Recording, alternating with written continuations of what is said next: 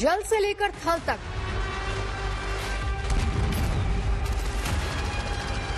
आसमान से लेकर पाताल तक,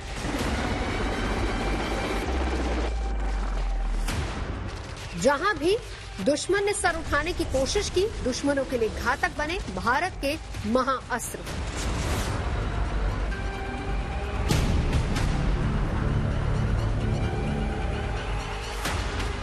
जिसके सामने हर चुनौती छोटी पड़ जाती है, हर दुस्साहस जवाब दे जाता है।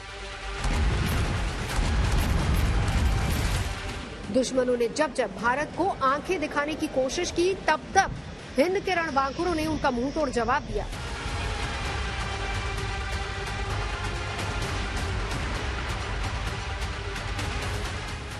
LAC पर चीन की गुस्ताखियों का करारा जवाब दिया, वहीं LOC पर पाकिस्तान की साजिशों का सर्वनाश करने में देर नहीं लगाई।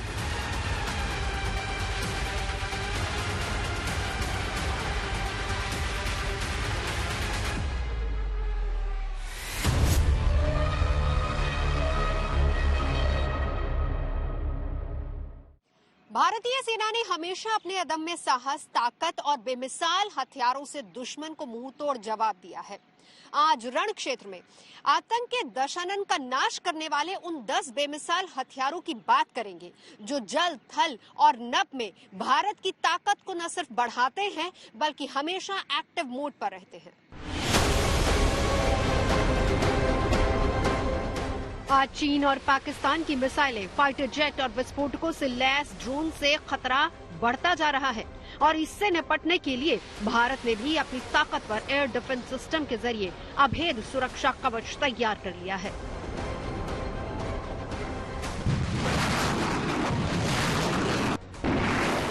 एंटी बैलिस्टिक मिसाइल सिस्टम रखने वाला भारत दुनिया का चौथा देश है। अब तो भारत के पास S-400 की ताकत भी आ चुकी है। S-400 को दुनिया का सबसे बड़ा मिसाइल किलर कहा जाता है। यह ऐसा विध्वंसक हथियार है जो एक साथ 160 टारगेट पहचान लेता है। 400 किलोमीटर की रेंज में न तो 5th जनरेशन फाइटर प्लेन फटकने की गुस्ताखी करते हैं और न ही बैलिस्टिक मिसाइल आगे बढ़ पाती है।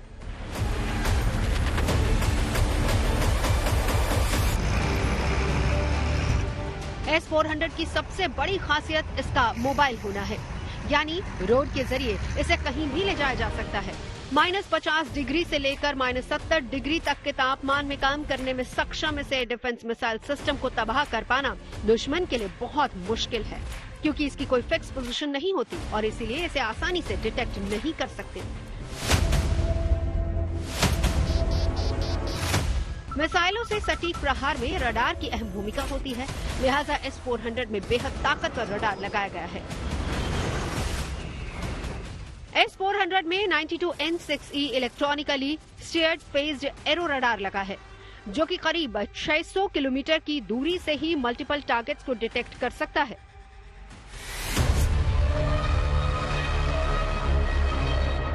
S-400 एक surface to air missile system है जो रशिया का है और 2018 में भारत ने तकरीबन $5.4 बिलियन की एक डील करी थी, जिसके अंदर कोई 5 सिस्टम जो है हमें डिलीवर करने थे। तो इसकी खासियत ये है कि ये तकरीबन 36 टारगेट साइमल्टेनियसली एंगेज कर सकता है। ये मोबाइल है, एक जगह से दूसरी जगह जाके 5 मिनट के अंदर इसको डिप्लॉय भी किया जा सकता है। ये 30 किलोमीटर ऊपर तक जा सकता है, उसका मार जा सकती है और इसलिए ये एक इतना पावरफुल और शक्तिशाली वेपन सिस्टम है कि जब भारत ने रशिया के साथ डील की तो यूनाइटेड स्टेट्स ने इसके ऊपर बहुत शोर मचाया था। S-400 का एक और ये बहुत बड़ी बात ये है कि ये सिस्टम जो है इसको मोबाइल टाट्रा या मर्सिडीज गाड़ियां या उसके ऊपर एक जगह से दूसरी जगह ले जाया जा सकता है कुछ ही मिनटों में और जाके इसको डेवलप करके वहां पर उसको लगाया जा सकता है। तो ये एक अच्छा वेपन सिस्टम है जो हमारे पास, जिसका 400 किलोमीटर का रेंज है। चीन के पास पहले से S-400 air defence missile system है, लिहाजा एशिया में शक्ति संतुलन बनाए रखने के लिए जरूरी था कि भारत के पास भी S-400 की ताकत हो और अब भारत भी अपनी सरजमी की हिफाजत के लिए S-400 को तैनात कर चुका है।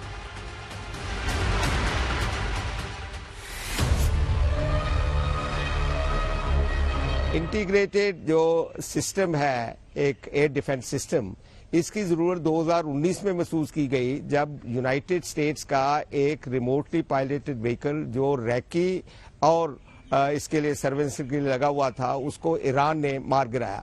तो ये समझा गया कि जरूरी है कि एक 4CI कमांड वाला इंटीग्रेटेड सिस्टम जो है वो डेवलप किया जाए। 4CI का मतलब है कि कम्युनिकेशन, कमांड, कंट्रोल, कंप्यूटर और इंटेलिजेंस। तो ये इंटीग्रेटेड एयर डिफेंस सिस्टम एक ऐसा सिस्टम है कि जो हर तरह के वेपन सिस्टम को इस्तेमाल कर सके, दुश्मन के हर तरह के जो भी उनके टारगेट हमारे ऊपर अटैक करने के लिए आते हैं।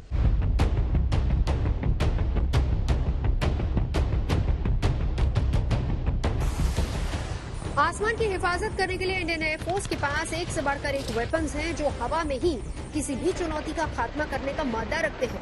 1971 के युद्ध से लेकर करगिल विजय और फिर सर्जिकल स्ट्राइक तक इंडियन एयरफोर्स ने अपनी बेमिसाल ताकत का परिचय दिया है और दुनिया को संदेश दे दिया कि भारत अपने खिलाफ होने वाली हर साजिश को कुचलने का मादा रखता है।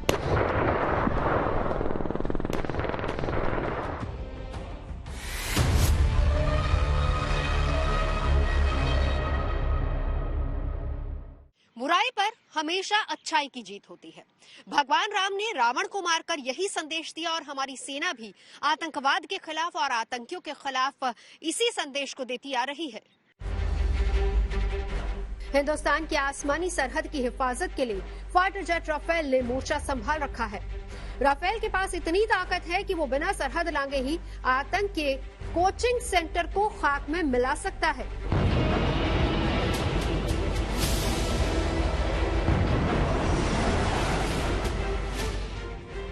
या फिर हम यूं कहें कि राफेल को अगर आतंक के खिलाफ सर्जिकल स्ट्राइक करना हो तो ये उसके लिए चुटकियों का काम है।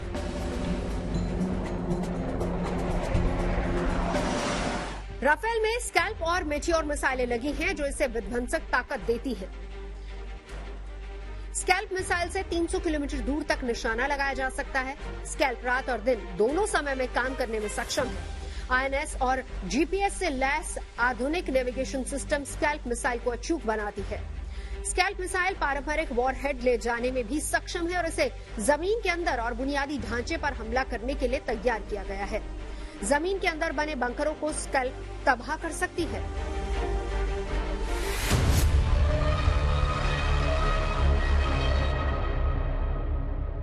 स्कैल्प मिसाइल सिस्टम जो है ये एंग्लो फ्रेंच मिसाइल सिस्टम है।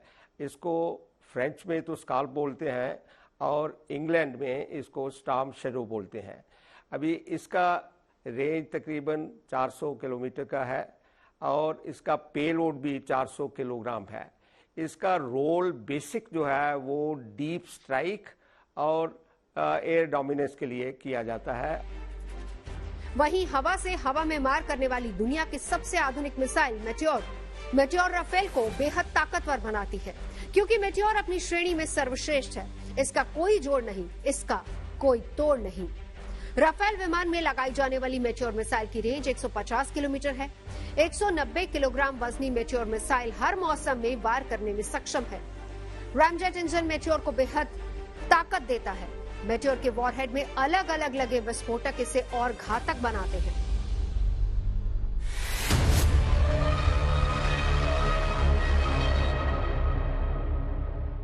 मेटियोर मिसाइल एक यूरोपियन वेपन सिस्टम है जिसको रफाल में इस्तेमाल किया जाता है और इसका बेसिक रोल जो है एयर टू एयर स्ट्राइक के लिए है और ये बहुत पावरफुल ऐसा मिसाइल सिस्टम है जो रफाल के अंदर इस्तेमाल करते हैं।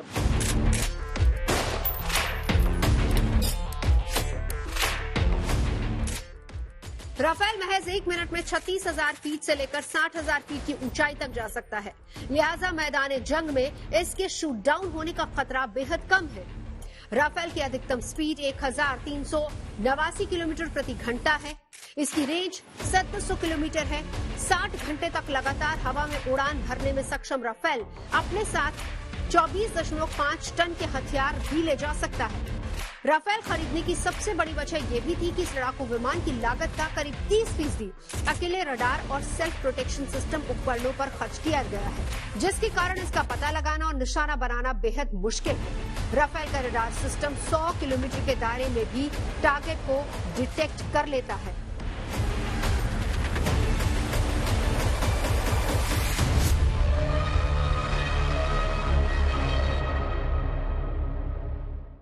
एक लड़ाकू विमान की सबसे बड़ी ताकत है हवा में उसका फुर्तीला होना। दूसरी बात, अच्छी तकनीक और हथियारों से लैस लड़ाकू विमान उसकी ताकत को और ज्यादा बढ़ाता है। और सबसे बड़ी बात ये कि हवा में कितनी दूर तक वो देख सकता है और कितनी दूर तक वो अपना निशाना साध सकता है, इन तमाम तकनीकों से लैस है राफेल। राफेल के साथ साथ वायुसेना के बेड़े में मिराज 2000 फाइटर जेट्स भी मौजूद हैं। मिराज फाइटर जेट भारतीय वायुसेना के लिए कितना खास है, इसका अंदाजा इसी बात से लगाया जा सकता है कि बालाकोट एयर स्ट्राइक में भी इसी विमान का इस्तेमाल किया गया था। सरकारी दावे के मुताबिक मिराज 2000 ने आतंकी ठिकानों पर करीब 1000 किलो के बम गिराए, जिसमें तकरीबन 300 आतंकी मारे गए। पाकिस्तान को भारत की इस कार्रवाई की भनक तक नहीं लगी।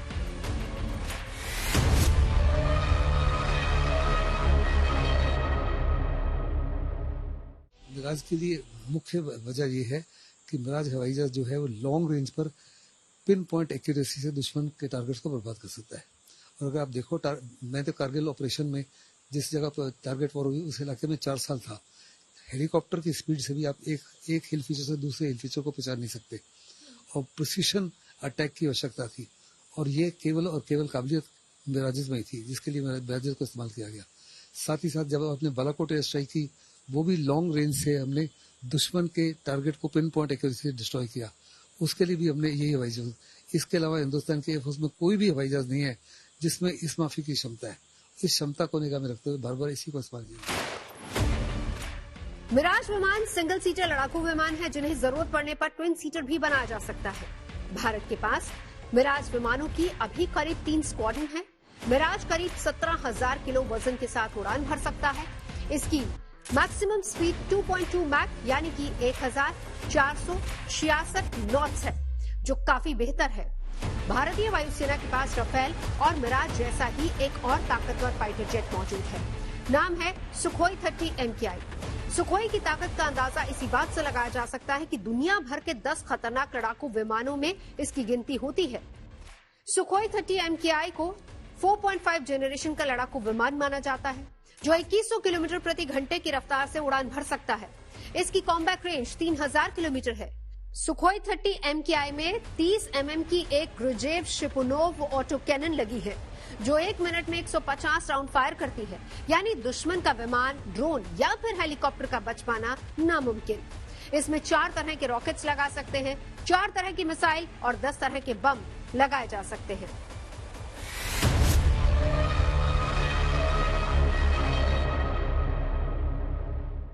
SU-30 Mark 1 जो है और ये स्पेसिफिकली रशिया से ट्रांसफर टेक्नोलॉजी के माध्यम से बनाया गया, जिसमें इंडिया स्पेसिफिक फीचर्स लगाए गए हैं। SU-30 हवाई जहाज जो है चाइना में भी है, लेकिन हमारा SU-30 उससे बहुत सुपीरियर है, बिकॉज जैसे हमने राफेल खरीदा है तो बहुत इंडिया स्पेसिफिक फीचर्स लगाए गए हैं। इसमें भी इंडिया स्पेसिफिक फीचर्स लगाए गए हैं। दूसरा, ये ऐसा हवाई जहाज है जो हर प्रकार का, जो हमारे इंडिजिनस बनाई है, हमने मिसाइलें बनाई है, अस्त्रा मिसाइल बनाई है, फिर जो ब्रह्मोस मिसाइल है, इन तमाम मिसाइलों को ले जा सकता है, जो बाकी हवाई जहाज आसानी से नहीं ले जा सकते। तीसरा, ये हमारा अपना हिंदुस्तान का बना हुआ लड़ाका है, जिसको मेंटेन करना, सस्टेन करना, स्पेयर पार्ट्स मैनेजमेंट वगैरह बहुत आसान है बनिस्बत दूसरे हवाई जहाजों से, जहां आप फॉरेन पावर्स के ऊपर या फॉरेन इक्विपमेंट मैन्युफैक्चर के ऊपर डिपेंडेंट हो फॉर स्पेयर पार्ट्स।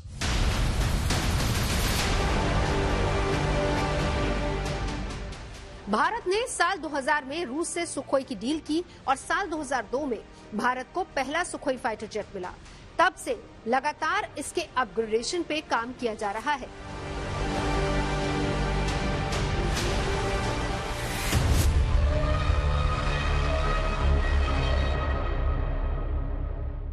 सीमा पर केवल पाकिस्तान से ही भारत को खतरा नहीं है, बल्कि एक और पड़ोसी है जिसकी हमेशा नापाक निगाहें भारत पर रहती हैं, और वो है चीन। कभी डोकलाम को अपना हिस्सा बताता है, कभी अरुणाचल की जमीन हड़पने की कोशिश करता है, लेकिन गलवान में चीनी सैनिकों के लिए भारतीय फौज भारी पड़ गई, क्योंकि भारतीय फौज के पास था जमीनी जंग का सबसे बड़ा योद्धा T-90 भीष्म टैंक।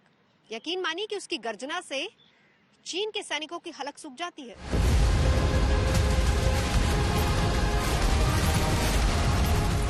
दुनिया के बेहतरीन टैंकों में T-90 भीष्म का नाम भी शामिल है। भीष्म का प्राइमरी वेपन है 125 mm की कैनन, जो अलग अलग तरह के गोले दागने में सक्षम है, जिसमें मिसाइल दागने की क्षमता इसे और खास बनाती है। बंजर रेगिस्तान में जहां सड़क का नामोनिशान तक नहीं होता, वहां भी T-90 तूफानी रफ्तार से दौड़ता है। T-90 टैंक 60 किलोमीटर प्रति घंटे की रफ्तार से दौड़ सकता है। इसकी रेंज करीब 550 किलोमीटर है। ये 6 से 8 किलोमीटर दूर तक टारगेट को तबाह करने की ताकत रखता है। T-90 भीष्म टैंक रात के अंधेरे में भी हमला करने में सक्षम है, जिससे पंगा लेना चीन और पाकिस्तान के बस की बात नहीं। T-90 Bhishma 125 mm smooth bore gun से लैस है। ये 1 मिनट में 7 राउंड फायर करने की ताकत रखता है। थर्मल इमेजर की मदद से अंधेरे में हमला करने में सक्षम है T-90। Laser guided INVR missile system से भी लैस है T-90। परमाणु हमले के बचाव की क्षमता भी है T-90 टैंक में।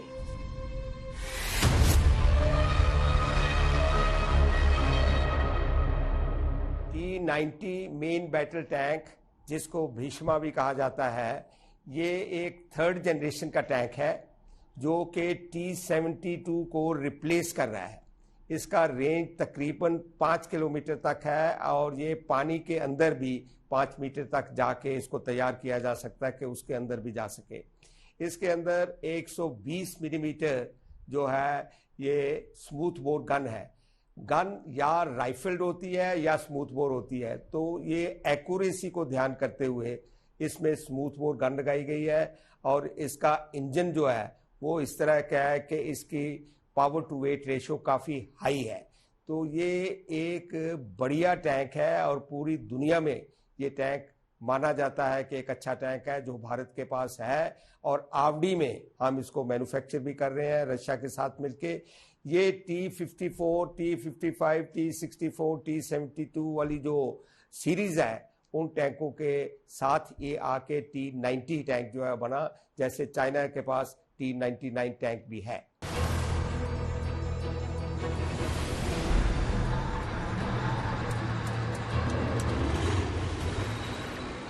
T-90 टैंक भीष्म 360 डिग्री घूमकर हमला कर सकता है।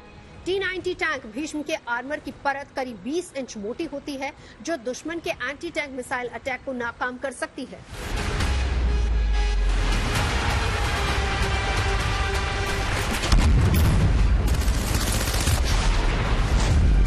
भारत की इन्फेंट्री ब्रिगेड में Pinaka multi barrel rocket launcher भी शामिल है। वैसे इससे पाकिस्तान खौफ खाता है। आपको बताएं कि 1999 में करगिल युद्ध के दौरान पिनाका मार्क 1 ने ही पाकिस्तानी बंकरों को तबाह किया था। यानी अगर पिनाका युद्ध के मैदान में उतर जाए तो दुश्मन के बंकरों को तबाह कर सकती है।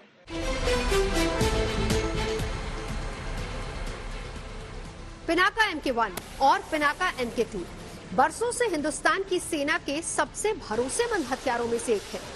इनसे दागे जाने वाले रॉकेट पर क्लस्टर बम, एंटी टैंक बम और बारूदी सुरंग उड़ाने वाले हथियार भी लगाए जा सकते हैं। महज 44 सेकंड में इस मिसाइल सिस्टम से 12 मिसाइलें दागी जा सकती हैं।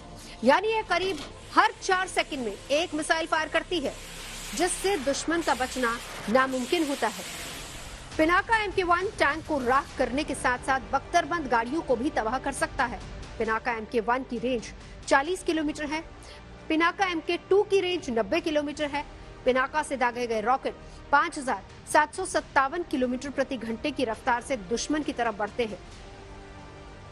पिनाका रॉकेट के मार्क 2 वर्जन को एक गाइडेड मिसाइल की तरह तैयार किया गया है और इसकी क्षमता को बढ़ाने के लिए इसमें नेविगेशन कंट्रोल और गाइडेड सिस्टम जोड़ा गया है। नेविगेशन सिस्टम सीधे Indian regional navigation satellite system से जुड़ा हुआ है।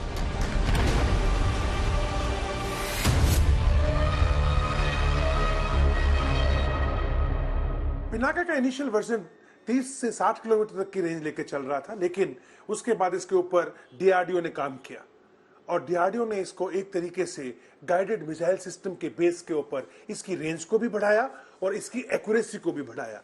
यानी आज जो मार्क 2 पिनाका का सिस्टम है उसके जितने भी हमारे रॉकेट्स हैं वो एक तरीके से गाइडेड मिसाइल की तरह काम करते हैं।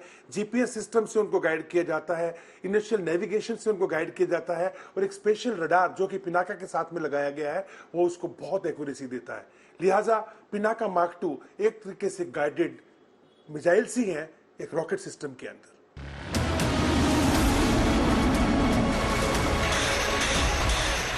Multi barrel rocket launcher system की सबसे बड़ी खासियत यह है कि जितनी तेजी से ये प्रहार करता है उतनी ही तेजी से ये अपना लोकेशन भी बदल सकता है, जिससे दुश्मन के रडार पर आने का खतरा कम हो जाता है। इस रणनीति को शूट एंड सपूट की रणनीति कहते हैं। लिहाजा लॉन्चर व्हीकल की मैन्यूवरेबिलिटी बहुत अच्छी होनी चाहिए।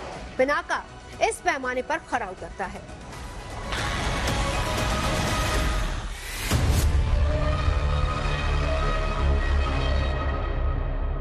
ट्रेडिशनल आर्टिलरी बेसिकली व्हील्स पे तो होती थी लेकिन उसको टो किया जाता था ट्रक्स के द्वारा या बाकी गाड़ियों के द्वारा।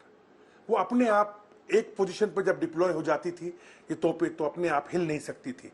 फिर धीरे धीरे करके आर्टिलरी में चेंज आया और इन तोपों को मैन्यूरेबल बना दिया गया, यानी ये अपने आप अपनी जगह से 200 मीटर 400 मीटर तक चल के जा सकती हैं या 1 किलोमीटर तक जा सकती हैं, शिफ्ट कर सकती हैं और फिर दुश्मन पे फायर कर सकती हैं। एक जगह से फायर करके और फिर अपनी पोजीशन पे खुद जब एक गन दूसरी पोजीशन पे हिल जाती है उसको आप शूट एंड स्कूट सिस्टम बोलते हैं, यानी शूट किया और वहां से खिसक लिए। क्योंकि अगर आप एक ही जगह खड़े होकर दुश्मन पे फायर करेंगे तो दुश्मन आपकी पोजीशन को कैच कर लेगा और फिर दुश्मन की आर्टिलरी या एयरफोर्स आपके ऊपर अटैक करेगी। डीआरडीओ पिनाका के दोनों वेरिएंट्स को और घातक बनाने की कोशिश में जुटा है। देश में हुए तमाम परीक्षणों में पिनाका रॉकेट लॉन्चर अपनी ताकत साबित कर चुका है। पिनाका 214 मिलीमीटर बैरल वाले 12 रॉकेट से लैस है। इसमें हर एक रॉकेट पर 100 किलोग्राम का वॉरहेड अटैच होता है। साथ ही पिनाका एडवांस नेविगेशन और कंट्रोल सिस्टम से भी लैस है और इसको रास्ता दिखाने का काम Indian regional navigation satellite system यानी IRNSS के जरिए किया जाता है, जिसे नाविक भी कहते हैं। नाविक से लैस होने के बाद पिनाका की सटीक मारक क्षमता और बढ़ गई है। पिनाका को बड़ी आसानी से ले जाया जा सकता है। पिनाका की मोबिलिटी इसे दुश्मन के लिए बेहद खतरनाक बनाती है। यानी साफ है कि चाहे बॉर्डर पर चीन की चालबाजी हो या फिर पाकिस्तान की नापाक हरकत, हिंद के शक्तिशाली महायोद्धा पिनाका से कोई बच नहीं पाएगा।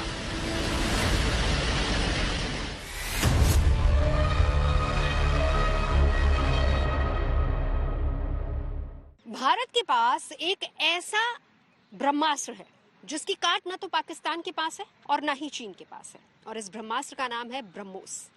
ब्रह्मोस दुनिया की सबसे ताकतवर सुपरसोनिक क्रूज मिसाइल है जो ट्राइड ताकत से लैस है।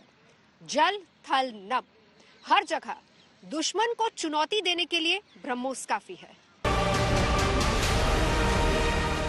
ब्रह्मोस मिसाइल की सबसे बड़ी खासियत ये है कि इसे लड़ाकू विमानों, पनडुब्बियों, युद्धपोतों के साथ साथ जमीन पर मौजूद सिस्टम समेत कई अलग अलग प्लेटफॉर्म्स की मदद से लॉन्च किया जा सकता है। भारत की तीनों सेनाओं में ब्रह्मोस मिसाइल को शामिल किया गया है। मिसाइल आवाज की करीब 3 गुना तेजी से लक्ष्य की ओर बढ़ती है। इतनी स्पीड पर किसी भी रडार के लिए बहुत मुश्किल है इसे पकड़ना। अगर रडार पर मिसाइल पकड़ में आ भी गई तो दुश्मन को संभलने का ज्यादा वक्त नहीं मिलेगा। ब्रह्मोस मिसाइल की रफ्तार 2.5 से 3.0 मैक है, यानी ब्रह्मोस मिसाइल 1 सेकंड में करीब 1 किलोमीटर की दूरी तय कर लेती है। ब्रह्मोस मिसाइल मैन्यूवरेबल तकनीक से लैस है, यानी ये हवा में ही रास्ता बदल सकती है और चलते फिरते लक्ष्य को भेद सकती है। ब्रह्मोस मिसाइल की सबसे बड़ी खासियत है इसे वर्टिकल या फिर सीधे कैसे भी दागा जा सकता है। ये 10 मीटर की ऊंचाई पर उड़ान भर सकती है, जिससे ये रडार की पकड़ में नहीं आती। ब्रह्मोस की रेंज करीब 290 किलोमीटर है, जिसे 600 किलोमीटर तक बढ़ाने के लिए परीक्षण किया जा रहा है।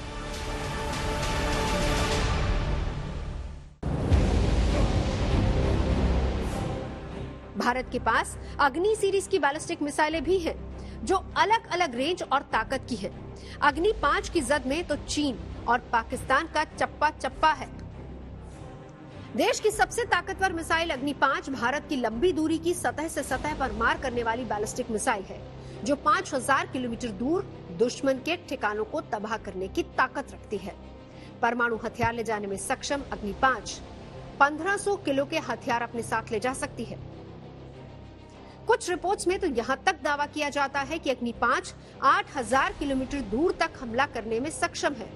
अग्नि 5 भारत की पहली और एकमात्र कॉन्टिनेंटल बैलिस्टिक मिसाइल है जिसे डीआरडीओ यानी रक्षा अनुसंधान एवं विकास संगठन ने बनाया है। आईसीबीएम अग्नि 5 29,000 किलोमीटर प्रति घंटे की रफ्तार से हमला करने में सक्षम है।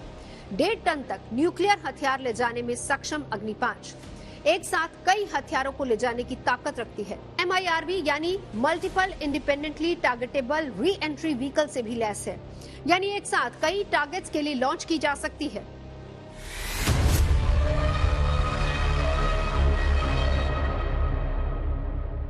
अग्नि मिसाइल 1999 में इसको लॉन्च किया गया। सबसे पहले ये surface to surface hypersonic missile है, यानी इसका 25 मैक की तकरीबन स्पीड है और इसकी एक्यूरेसी जो है वो 20 से 25 मीटर के अंदर आती है।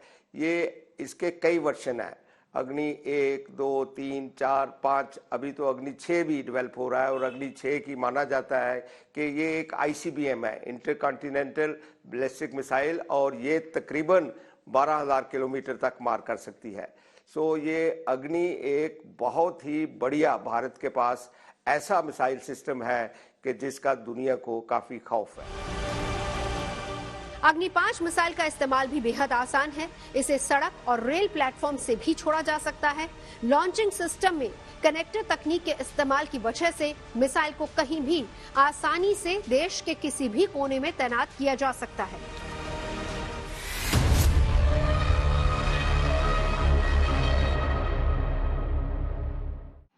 वैसे जमीन और आसमान के अलावा भारत की समुद्री ताकत भी बेजोड़ है, क्योंकि भारत के पास है INS विक्रांत, और INS विक्रांत समुद्र का ऐसा योद्धा है जिसके समंदर में रहते हुए कोई भी देश भारत की दहलीज की तरफ आंख उठा के नहीं देख सकता।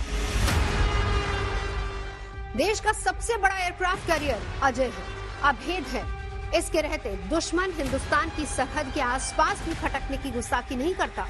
विक्रांत लहरों पर चलता फिरता ऐसा अभेद किला है जिसके पराक्रम की धमक पाताल तक सुनाई देती है।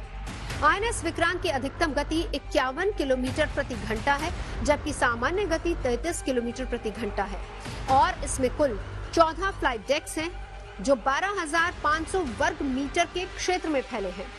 फ्लाइट डेक्स उस जगह को कहा जाता है जहां से लड़ाकू विमान टेक ऑफ या फिर लैंडिंग करते हैं। आप चाहें तो इसे एक रनवे भी समझ सकते हैं, जो लगभग 2.5 फुटबॉल फील्ड के बराबर होता है। INS विक्रांत एक समय में 30 फाइटर जेट्स के साथ समुद्र में दुश्मन पर नजर रख सकता है।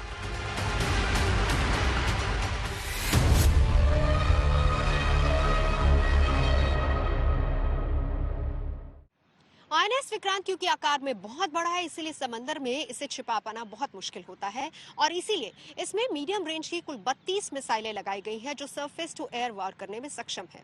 साथ ही साथ AK-630 गन से भी ये लैस है। इसके अलावा इसमें एंटी नेवल डिकॉय सिस्टम भी लगा है जो कि इसकी तरफ आने वाली किसी भी मिसाइल को डायवर्ट कर सकता है ताकि ये खुद को दुश्मन के हमले से बचा सके।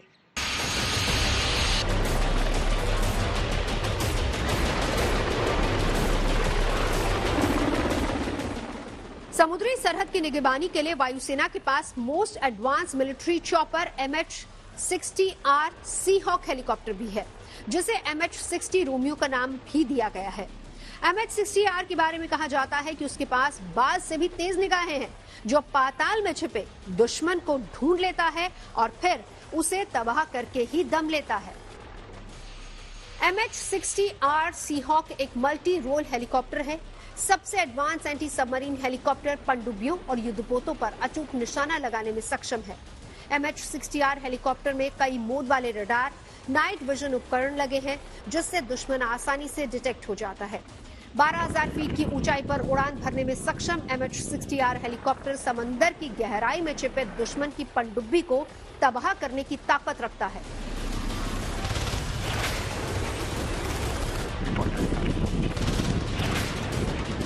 MH-60R हेलीकॉप्टर में हवा से दुश्मन का मुकाबला करने के लिए 4 से 8 AGM-114 हेलफायर मिसाइल लगाया जा सकता है। साथ ही समंदर में छिपी सबमरीन को तबाह करने के लिए MK-54 टॉर्पीडो अटैच हो सकते हैं।